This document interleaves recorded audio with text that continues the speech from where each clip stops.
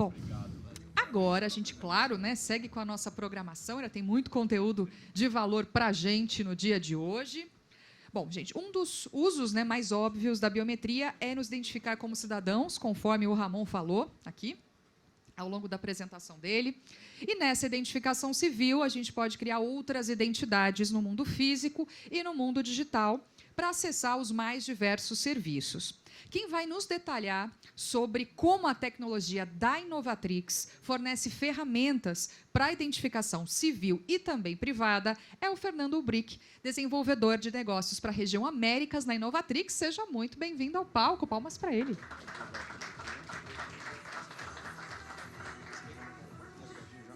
Fernando está chegando. Chegou. Tudo bom, Dani? Tudo certo. Vamos, então, sentar. Vamos sentar para bater aquele papo.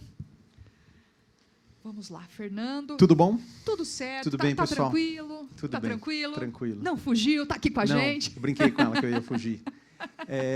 Em primeiro lugar, obrigado por vocês terem vindo, pessoal. A Inovatrix, o DNA da Inovatrix é trabalhar com parceiros, trabalhar com clientes. São vocês que levam a nossa tecnologia lá para a ponta. Então, vocês são parte do que a gente é, na verdade. O nosso DNA, a gente não é um integrador, a gente é um desenvolvedor de tecnologia, de software, e a gente precisa de vocês para a gente colocar isso no mundo real. Então, obrigado pela presença de vocês. Perfeito. Bom, já vamos começar o bate-papo aqui com o Fernando e eu já pergunto qual é o papel da tecnologia biométrica na nossa identificação civil. O Ramon falou um pouco, mas acho que dá para... Enfim, é um assunto que dá para a gente se estender bastante. Ramon falou bastante. Na verdade, é um desafio fazer uma apresentação depois da tua, Ramon, porque foi tão legal, tão rica a tua apresentação, e muita coisa que eu vou falar aqui acho que vai talvez repetir um pouco do que você falou ou colocar isso de uma visão do provedor de tecnologia. Mas o ponto que você tocou no começo da tua apresentação, que era como eu ia abrir a minha, é que biometria e tecnologia biométrica são diferentes. E a biometria é muito antiga.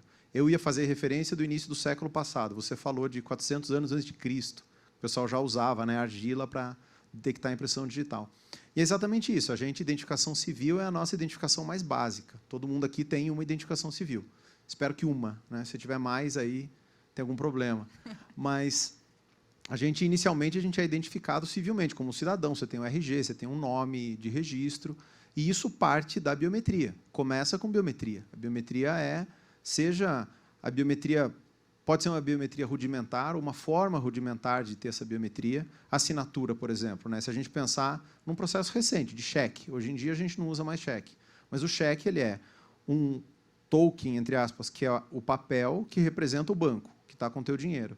E a forma como você liga aquele cheque à tua pessoa é a assinatura. E a assinatura é uma forma de biometria, porque você assina, depois, quando esse papel ou ia para o banco, ele checava, batia com uma assinatura que tinha lá e falava, beleza, esse cheque é o cheque do banco e é emitido pela pessoa que o banco autorizou. Esse link com o cidadão é feito através da biometria, da assinatura, né? Então, o reconhecimento da gente como uma pessoa num Estado de Direito feito por um governo é a primeira identificação que a gente tem, lá quando a gente nasce, e é através da biometria. Sempre tem alguma biometria envolvida nesse processo.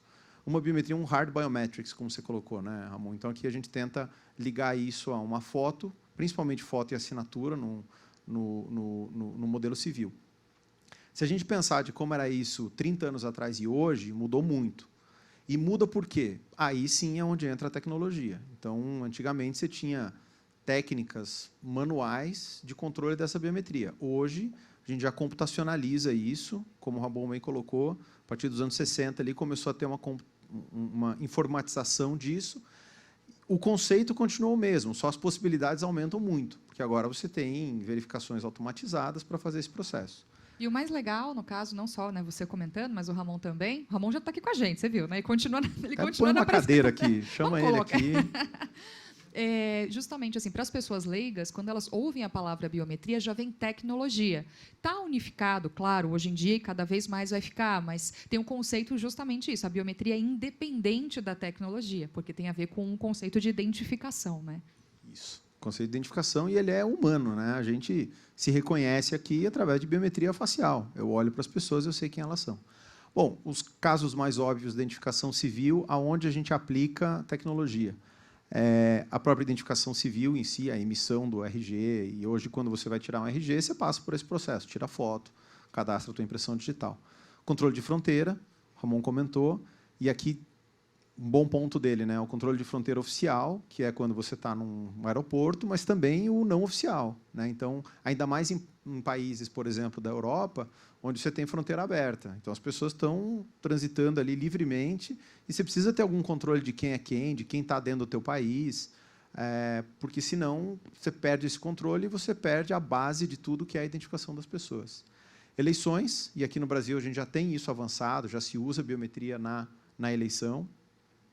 E, no âmbito civil governamental, serviços governamentais também. Cada vez mais a gente vê, principalmente a digitalização dos serviços, permite que demanda, na verdade, o uso de biometria para você poder fornecer esses serviços de uma forma mais simples, sem ter que pedir para a pessoa ir fisicamente para um lugar, fazer fila, e ter um gasto adicional se você presta um serviço presencial ou um serviço remoto.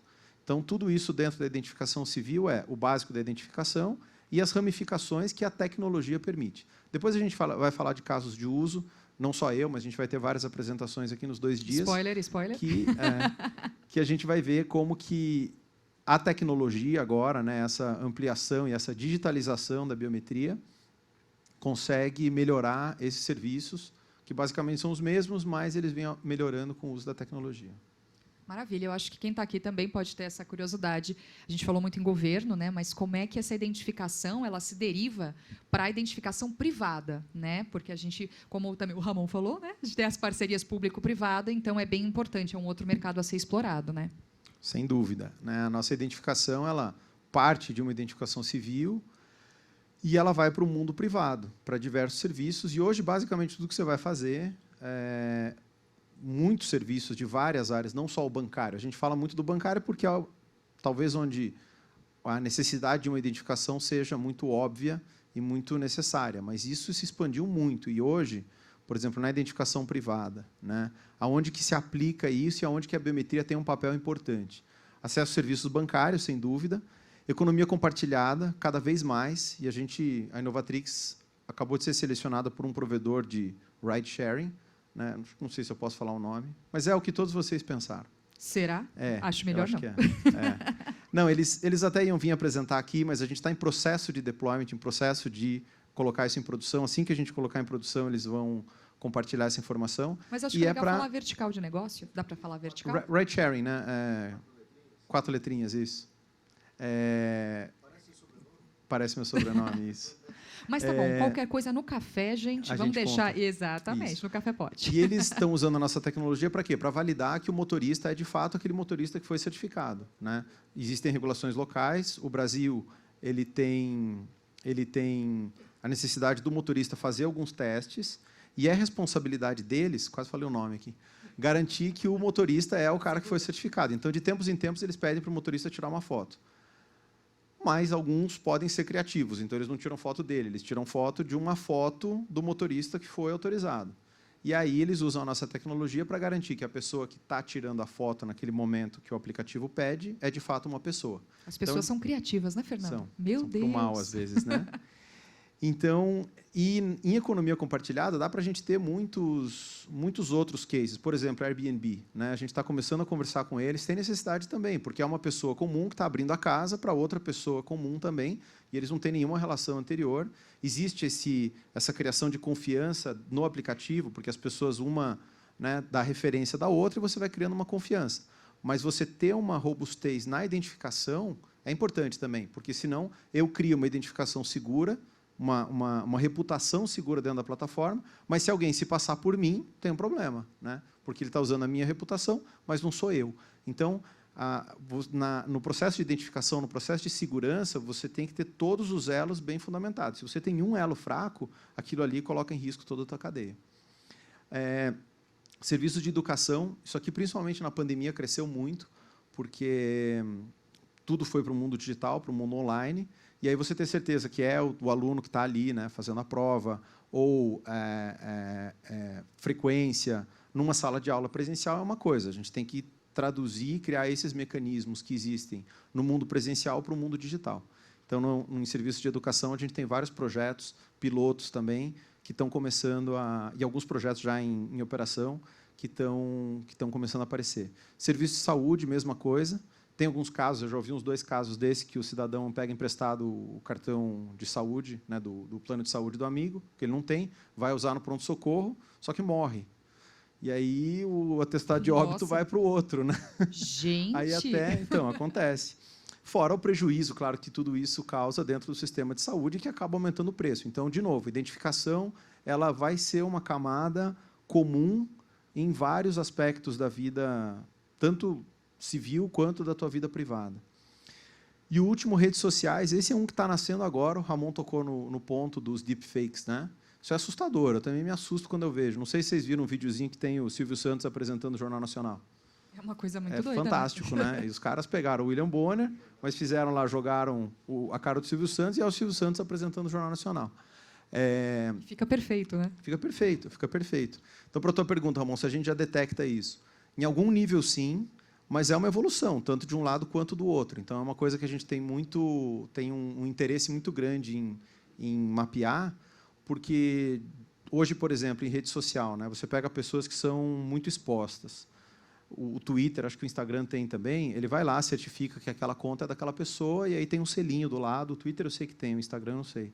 E aí você sabe que aquela conta é do Donald Trump, lá quando ele fala as coisas dele. O selinho é aquele selinho azul no Instagram? Isso. Você sabia que eles estão vendendo esse selinho agora? Então. Aí é complicado, né? Então, aí o ponto é, se você vai colocar um selinho garantindo que é aquela pessoa, de fato tem que ser, porque se você perder credibilidade naquele selinho, já era. Para pessoas muito expostas, é fácil, o Instagram pode ir lá e fazer uma verificação quase manual, mas e para o cidadão comum, né? Então, isso eu acredito que vai ser uma necessidade. Hoje, no WhatsApp, no Brasil, é muito utilizado, as pessoas já pegam, criam uma outra conta, com outro número até, só põe a tua foto ali e começa a mandar mensagem para o pai, para a mãe, pedindo dinheiro. Então, vai existir, já começa a existir, eu acho que isso só vai aumentar uma necessidade de uma identificação mais robusta em rede social também. Não só para pessoas muito expostas, mas para o cidadão comum, né? Então, tem um espectro muito amplo de aplicações, que vão desde aplicações mais óbvias, como uma aplicação bancária, mas também aplicações no nosso dia a dia. E eu concordo com o Ramon, que diz que a identificação é a base de tudo, né? São poucos os serviços que você pode usar sem ser identificado. Tem até uma identificação um pouquinho contraintuitiva, por exemplo, plataformas de jogos, de apostas, né? Ali é interessante, porque você tem que ser identificado no sentido de que você vai apostar, se você ganhar, você quer receber o prêmio. Mas não obrigatoriamente você quer ser identificado. Então, ele tem que criar uma relação segura com a pessoa, uma espécie de autenticação, sem identificação. Então, a quantidade de desafios que tem nesse mundo de identificação privada é enorme. E a nossa tecnologia ela tenta cobrir, ou ela dá essa camada de identificação para todos esses casos de uso. Maravilha.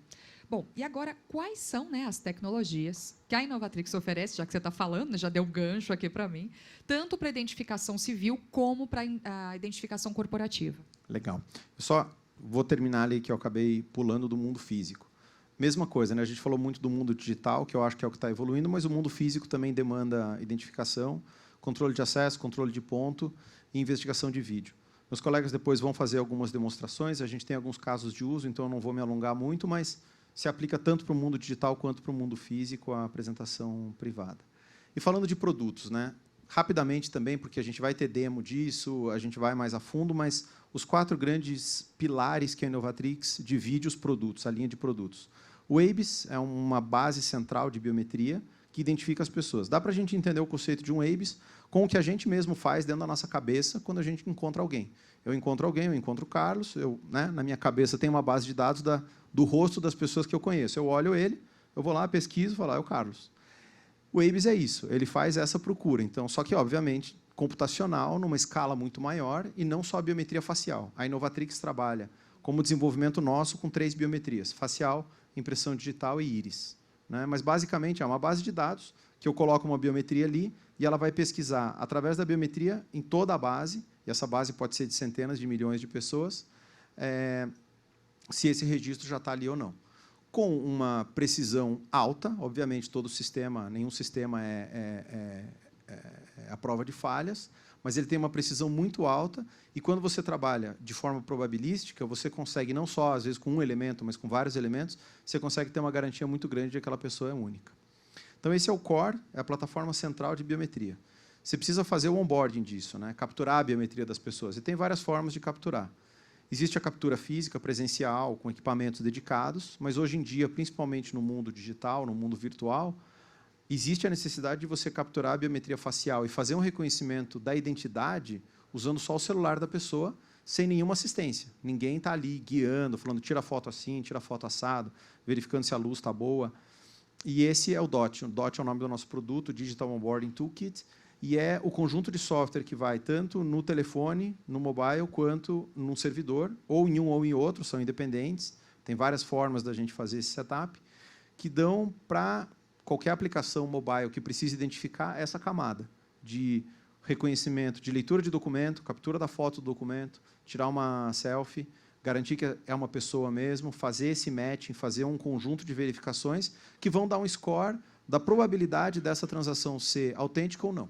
Esse é o conceito do DOT. E o mais bacana, pelo que você está falando, é a facilidade, de maneira intuitiva, celular, né? Enfim, Sim. você não precisa de vários equipamentos. Já o celular já agiliza bastante, né? Enfim, Exatamente. o processo.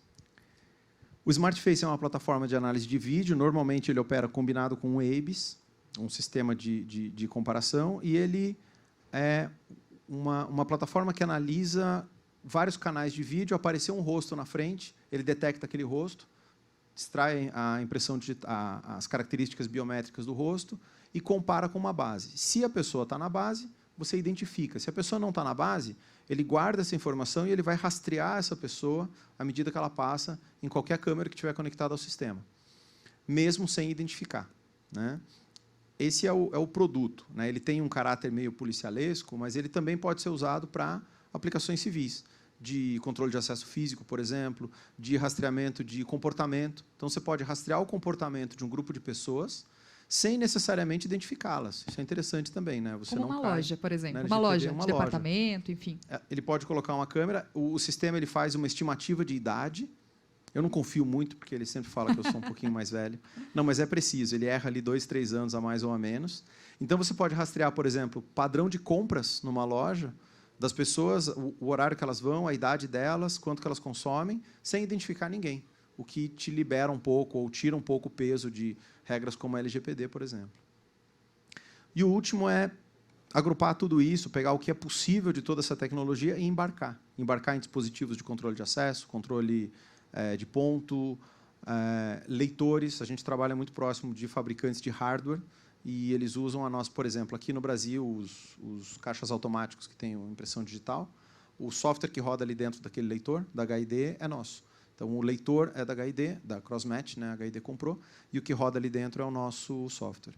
Então, essa é a parte de pegar esses componentes de biometria e embarcar isso em dispositivos específicos. A gente trabalha, faz a portabilidade para hardwares dedicados.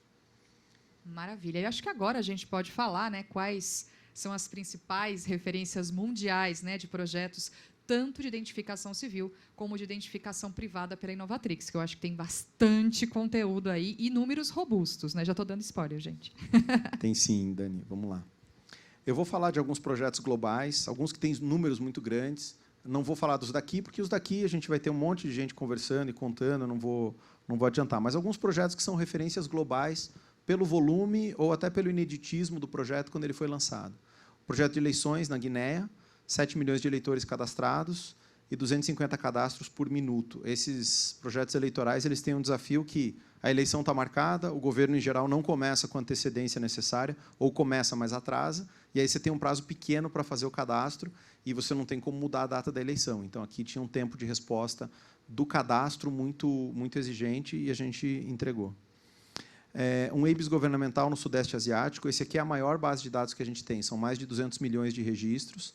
Eles usam as 3 biometrias e existem mais de 3.000 estações de cadastro. Esse aqui, porque você falou, Ramon, ele é tanto civil quanto criminal. E é exatamente o que você falou. Não é o sistema que se diferencia, mas o uso. Então, você faz usos diferentes, mas o sistema é um só. E isso aqui tem os números, como melhoraram os serviços governamentais, a qualidade dos serviços, a velocidade dos serviços, até o próprio combate ao crime, melhorou muito. É na Indonésia esse projeto, depois que eles implantaram esse sistema.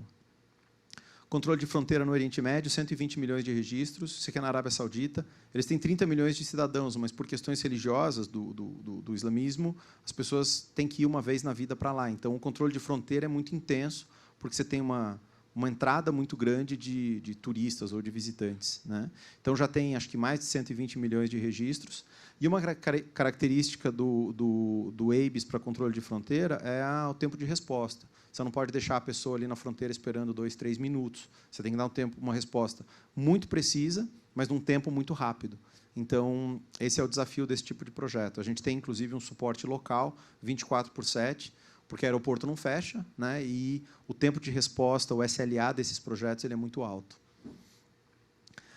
Home Credit, esse aqui, agora mudando, né, do governamental para o privado, eu tenho dois casos de banco. O Home Credit são 4 países, é um banco que atende nesses 4 países, e eles usaram tanto o nosso ABIS quanto o DOT, a solução de onboarding, para fazer o cadastro de novos clientes. Hoje já é um pouco mais comum isso aqui no Brasil, hoje com os bancos digitais, e acho que os bancos também, os bancos mais antigos, todos já usam alguma espécie de cadastro digital, mas no momento que isso aqui foi lançado era muito inédito, então a gente gosta de usar essa referência, e os números aqui falam por si, né, como melhora a experiência do cliente.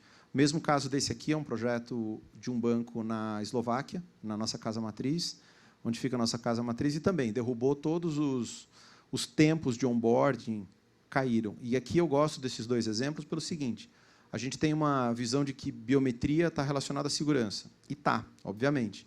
Mas também está relacionada à geração de negócio. Não é só uma solução de segurança, porque quando você usa a biometria para melhorar a experiência do cliente, você melhora a tua taxa de conversão, você melhora o teu nível de negócio. Então, eu gosto de olhar para a biometria também, e os números mostram isso, que biometria não é só segurança, não é só cybersecurity, não é só evitar que o fraudador venha, mas é também tratar melhor e cuidar melhor do cliente. E isso aumenta a taxa de conversão, aumenta o ticket médio, aumenta o negócio. Bom, algo genial, né? 2 minutos para abrir uma nova conta, hein? Bacana, né? Muito bacana. E algo que você falou que é bem bacana também, hoje em dia o banco digital é comum, mas se a gente for pensar antes da pandemia, não era tanto assim, e tinha uma resistência do público: não, isso não é seguro, prefiro ir na agência. Em pouco tempo o comportamento mudou e a tecnologia apoiou, né? É isso aí. Tem que a pandemia acabou digitalizando muita coisa, né? Tanto os sistemas como eu mencionei, os de educação, saúde, inclusive, né? Não era uma coisa praticamente impensada, consulta médica online, ou era uma coisa muito específica, muito de nicho, e hoje já é quase uma realidade. E, num nível ou no outro, você sempre vai precisar de algum nível de identificação para isso. Perfeito. Bom, agora abrimos para perguntas e respostas. Quem chegou depois, todo final de apresentação, teremos essas perguntas e respostas. E já tem várias aqui para o Fernando, começando pela primeirinha aqui. O que você pensa sobre a identificação neonatal? A Inovatrix tem alguma solução para essa questão? Legal, boa pergunta. Falando das biometrias que a gente trabalha como as biometrias core da Inovatrix, fingerprint, facial e íris. Íris eu não saberia dizer, eu acredito que íris num bebê pode ser, mas a captura da íris ela é muito específica, ela precisa de um hardware específico. Em termos de rosto e impressão digital, isso muda até uma certa idade, talvez o Ramon até saiba melhor. A gente sabe que, por exemplo, para cadastro facial de criança, você pede que seja repetido mais frequente esse cadastro do que, por exemplo, um adulto, né? Um rosto meu, por exemplo, provavelmente uma foto minha, já ali na adolescência, vai conseguir fazer uma comparação biométrica com o meu rosto até eu ficar idoso. Já uma mais nova, pode ser que você não consiga, você tenha uma imprecisão ali. Então, a identificação neonatal ela tem desafios, porque muda muito, e eu acredito que ela não segue essa nossa identificação padrão que a gente está acostumado de impressão digital e facial. Mas há formas, e é um assunto que eu vejo que tem muita discussão em volta. O Moisés vai falar do DNA, né, Moisés? Talvez seja o caminho para a gente ir com DNA nesse sentido. Então, mas é um assunto que eu vejo recorrente. Até interessante a pergunta, porque eu vejo uma certa recorrência nessa discussão. E agora, como curiosidade, você falou da mudança facial e as pessoas que fazem procedimentos estéticos e mudam totalmente. Então, se forem procedimentos não invasivos, né, ficar careca, por exemplo, eu tenho essa experiência. No aeroporto, cara, estava entrando no Canadá e o meu passaporte eu tinha cabelo. Não tinha muito, mas tinha cabelo e eu estava sem cabelo já. E aí o cara da imigração olhou, ele quis dar risada, mas ele se segurou. Aí eu falei para ele, pode rir. Aí ele deu risada e a gente ficou. E ele comentou algo interessante. Ele falou que quando existe uma mudança muito grande entre a foto e a pessoa, por exemplo, ganho de peso ou o cabelo muito diferente, ele falou, a gente tem um outro procedimento para fazer essa verificação visual. Ele tem que checar outras coisas, porque ele, em casos de fraude, em geral, ele pega uma foto de alguém parecido, mas com alguma mudança drástica na aparência. Mas falando da tecnologia em si, mudanças não invasivas, não é uma cirurgia plástica, o sistema ele não sofre variação por isso. Então, cortou o cabelo, engordou, emagreceu, maquiagem, não altera. Porque a biometria facial ela usa pontos do rosto que não mudam com essas variações. Distância dos olhos, distância para o nariz, para a boca, alguns tamanhos que não mudam. Então, essas variações normais, que não seja invasivo, não tem grande alteração na biometria. Maravilha. Bom, a próxima pergunta é quais são os principais desafios para a identificação 100% online hoje em dia? Legal. Eu diria primeiro que eu gosto de colocar esse antes, porque é a experiência do usuário, né? Se você pode ter uma ótima tecnologia, mas se para o usuário for difícil capturar a foto, ele não vai usar. E se ele não usar, não tem tecnologia boa. Então, tem que ser alguma coisa mais fácil do que ele faz hoje. A gente tem o DOT, você pode configurar ele para ele exigir um nível de qualidade e de compliance da foto muito alto. Você pode pedir o DOT exigir do usuário que a foto tenha uma qualidade de foto de passaporte. Então, o fundo tem que ser branco, a iluminação tem que estar perfeita, o rosto posicionado, a luz de um lado não pode ser muito mais forte que a luz do outro. Só que se o usuário tentar tirar essa foto e o sistema ficar falando para ele, não, está ruim, tem que mudar essa luz, uma hora ele desiste. E se o usuário não usar, não tem tecnologia boa. Então, eu diria o primeiro ponto que a gente tem que prestar atenção é experiência do usuário. Tem que ser algo factível para ele usar. E lembra, é 100% online, então não tem ninguém auxiliando ele. Então, o aplicativo tem que dar os direcionamentos, falar, a luz está ruim, posiciona o celular melhor, mas sem exigir demais a ponto dele desistir. E o outro desafio, obviamente, é um sistema que consiga identificar de forma eficiente. Então, você tem uma boa tecnologia de liveness, que garante que é uma pessoa que está ali mesmo, e que a foto tenha uma qualidade, e o sistema por trás dessa captura consiga identificar de forma eficiente, porque, no fundo, o que a gente quer é identificar, né? Se você acertar todo o resto, mas tiver uma identificação pobre, teu sistema também não atingiu o objetivo. Excelente. Bom, próxima pergunta. Muitas empresas pedem foto para cadastro, hoje em dia, e tem risco? Como me proteger de ter meus dados mal utilizados? O pessoal está preocupado, Fernando. Né, para o Ramon também teve uma pergunta similar, né, da mal utilização da biometria, agora da foto. Eu tinha uma resposta para isso, mas eu gosto mais da do Ramon até. Não tem muito o que fazer, né, Ramon? Eu acho que, assim, se você perceber que a tua biometria está sendo mal utilizada, você forneceu ela em algum ponto que você não tem confiança, que você teve alguma evidência de que... E é difícil, né, a gente ter evidências, porque a gente fica do lado de cá do balcão, mas a LGPD hoje começa a criar uma camada de proteção. Você pode ligar para uma empresa, por exemplo, e exigir que ela exclua teus dados. É um processo complicado ainda, você não tem uma garantia que aquilo foi excluído, mas ficar atento. E cuidar muito com rede social também, lembrar, né, a foto que você põe na rede social, aquilo ali é público. Você quer ter uma rede social aberta para qualquer um olhar, tudo bem, acho que é parte da sociedade que a gente vive hoje. Mas eu tomo cuidado em expor as fotos das minhas filhas na rede social, acho que praticamente não tenho, eu tenho muito pouco. Então, é esse cuidado, mas indo na linha do Ramon, eu acho que tem pouco que a gente pode fazer. O ponto que eu gosto de colocar aqui é assim, a biometria ela tem muita vantagem no uso, ela traz muitos benefícios para a gente, tanto no nosso uso pessoal, para você ter acesso, todo mundo gosta, né, de usar a biometria no celular, em vez de você ter que ficar digitando senha, você põe a biometria, esse uso é bom. E tem o uso ruim da biometria, o uso mal da biometria também, que é alguém que vai vender essa biometria, que vai fazer um mau uso, que vai usar para fraudar.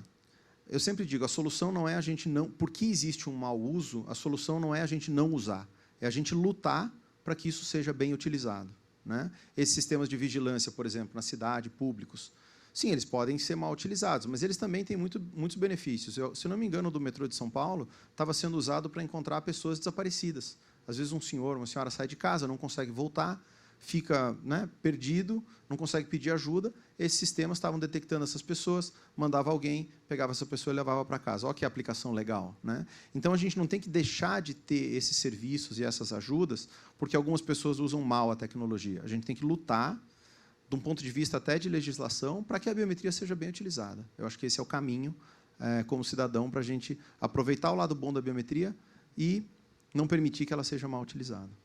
Maravilha. Bom, temos 10 segundinhos, uma pergunta, 2 perguntas combo aqui, Fernando. Reconhecimento facial em gêmeos é mesmo um desafio? E agora, me surpreendeu você dizer que a impressão digital muda nos bebês. Até que idade acontece essa mudança?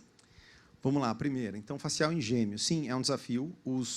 É possível, porque os gêmeos não são idênticos, mas, claro, se você olhar, por exemplo, uma população de não gêmeos, fazer uma comparação 1 para N, você vai ter um nível de assertividade da solução muito maior do que se você colocar gêmeos. O que acontece no caso dos gêmeos é que a taxa de erro aumenta um pouco. Mas existe, o próprio NIST faz um teste, quando ele desenha a linha, né, a curva de false acceptance e false rejection, ele também considera um deslocamento dessa curva, ou seja, da precisão menor, para o caso de gêmeos. Então, dá para fazer, mas, de fato, é um desafio, porque você está reconhecendo o rosto e são rostos muito parecidos.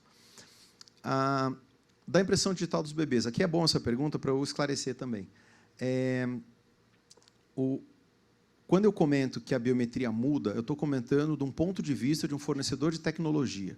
Então, o que eu entendo é assim, você colocou o dedo de um bebê ali para fazer a captura, você tem menos informação biométrica. Quando essa pessoa crescer, você vai ter mais informação biométrica. E aí você tem, de novo, um desvio na assertividade do sistema em comunicar.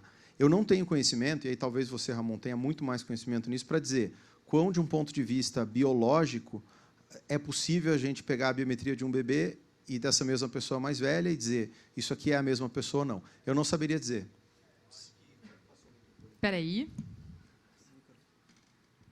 Na verdade, a gente tem o início da formação da impressão digital ainda no útero. Então, ali, com meses de gravidez, você já tem a derme formando a impressão digital. Acontece que no bebê, a camada da epiderme, né, a mais externa, ela é muito fina ainda, e o dedo é, sim, muito pequeno. Então, a gente já tem a formação dos tipos fundamentais ou do desenho da impressão digital, assim como vai ser até depois da morte, né, porque você ainda preserva ali se a sua derme não for danificada. O problema, né, no sentido tecnológico, é que a distância dos pontos característicos vai alterar. Então, ali até os 2, 3 anos de idade, é como se a impressão tivesse contida e essas distâncias relativas e globais elas vão alterar, tanto no tamanho da impressão digital, quanto nas distâncias relativas de cada minúcia, né, de cada ponto. Então, e a coleta, né, normalmente usa ou scanner ultrassônico, ou então 2.000 dpi, e depois você tem que fazer essa correlação das distâncias que vão mudando. Então, é muito mais difícil comparar com uma impressão digital depois de adulto. Mas, por exemplo, um bebê com bebê seria igual um adulto com adulto. Legal. Fica com o microfone aí, que acho que você vai ter que responder mais algumas depois. Obrigado, Ramon. Do ponto de vista de tecnologia, é isso. Se a gente pega uma biometria de um bebê para um adulto, existe um desafio ali, porque o sistema não está feito para isso, né? Mas não necessariamente que ela muda de um ponto de vista morfológico. Acho que o Ramon completou a pergunta. Obrigado, Ramon. Maravilha. Encerramos a nossa sessão de perguntas e respostas. Fernando, muito obrigada. Ramon, de novo, muito obrigada pela participação. Obrigado, gente. Para eles. Bom, gente, agora a gente convida a todos que estão aqui conosco a um coffee rapidinho de 15 minutinhos. A gente já volta com a nossa programação. Até já.